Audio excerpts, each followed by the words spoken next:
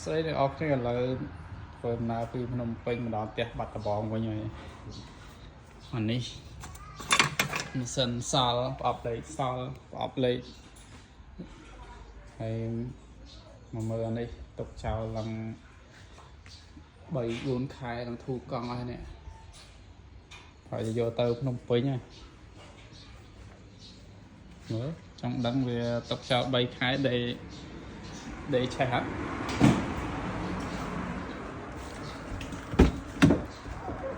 អស់អង្គុយឲ្យដឹង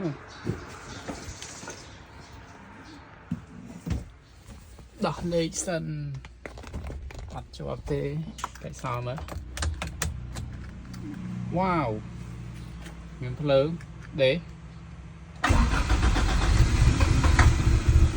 វ៉ាវ3 ខែកាច់សោត្រយហ្មងតែមក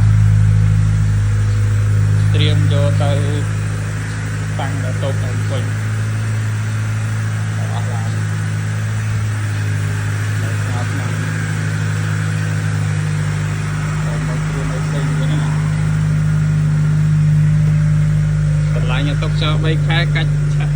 ទ្រុលគ្រឿងផ្សេងដល់ប្រមូលទៅទាំងអស់ទុកខ្សែភ្លើងនេះប្រហែលចង់សិមានសិកា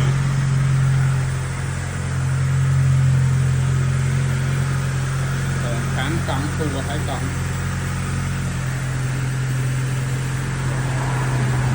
អរគ្នាเราមកមើល Honda Civic 011មួយម្ចាស់គាត់តែគាត់ចែកទៅវិញគាត់ជួម្ចាស់ឥឡូវនេះធ្លាប់ខ្ញុំយករៀបម្ដងណានេះខាងក្នុងវាឡាននេះកាលពីមុនដូចជា hybrid រៀបមកនេះហើយសាំងសុតហ្មងណាជួបម្ចាស់នៅម្ចាស់មកទៅណាពេញជីសម្រាប់ញ៉ាំចាស់ហ្នឹងនេះជ្រុះបាត់ហើយ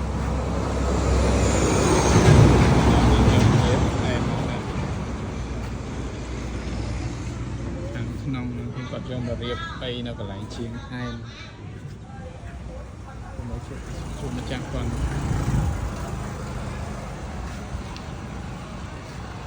ដាក់លេខបាត់ដំបង0 6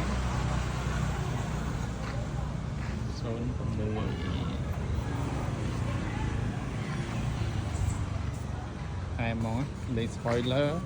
បប៊ីគីតមួយជុំជាតិ